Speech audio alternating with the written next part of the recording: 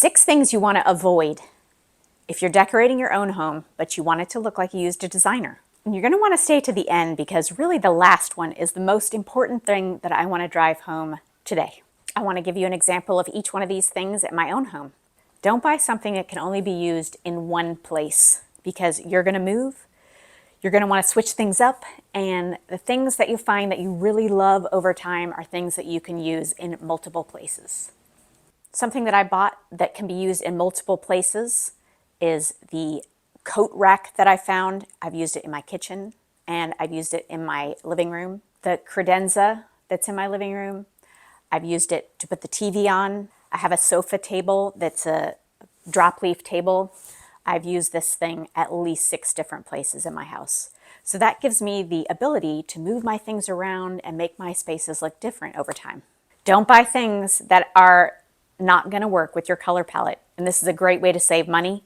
If you can figure out what kind of palette you're working with as you're decorating and you just don't buy something that is outside that color palette. It's a great tool for avoiding impulse buys. You're going to find over time that you start to gravitate towards things that are with your color palette. Like for me, that's a lot of blues and greens. And that way when I'm out shopping, if I see a chair that's pink, I'm not going to even look at things that don't really fit into my color palette. Because then when I get it home, I'm going to find that I really don't like the way it looks anywhere. Don't buy anything because somebody you're with likes it.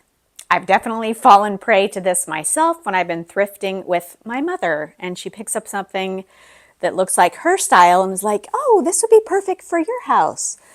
But really, her style and my style are not the same. So don't let anyone else convince you to buy something just because it's a great deal or because they like it for their house. This is just one example, and it is a plant stand. And I've tried to use this thing 6 different places, and I just didn't like the way it looked in any of those places. And really, it's because it just didn't go with my stuff. Don't buy all of your furniture from 1 or 2 places.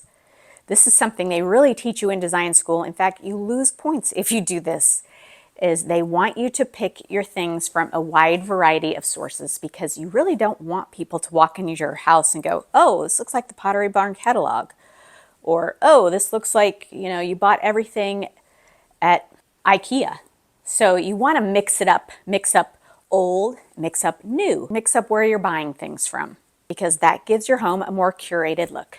I know you know what this looks like, and I'm going to give you an example. Everything in it kind of matches, and that is not the look that you want to shoot for over the long term. You want to make it look like you curated it and like it's not going to look like anybody else's room. Don't buy anything on impulse.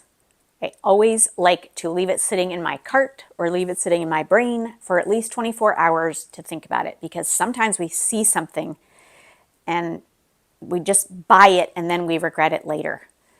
And the one exception I'm going to make to this is if you're out thrifting and you see something and you think it's going to be gone and it doesn't cost a lot of money, that's the only time that I buy something on impulse, and sometimes I still regret it. I'm sure you can feel me that you've bought something on impulse and then when it arrives you're like, ooh. I bought this lamp on impulse and I thought it was gorgeous, but the bottom line is it just didn't really go with my stuff.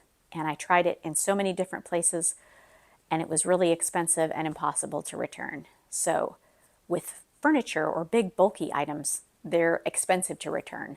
That's another reason why you really don't want to buy them on impulse. And the last one is really the biggest. Don't try to buy everything all at once.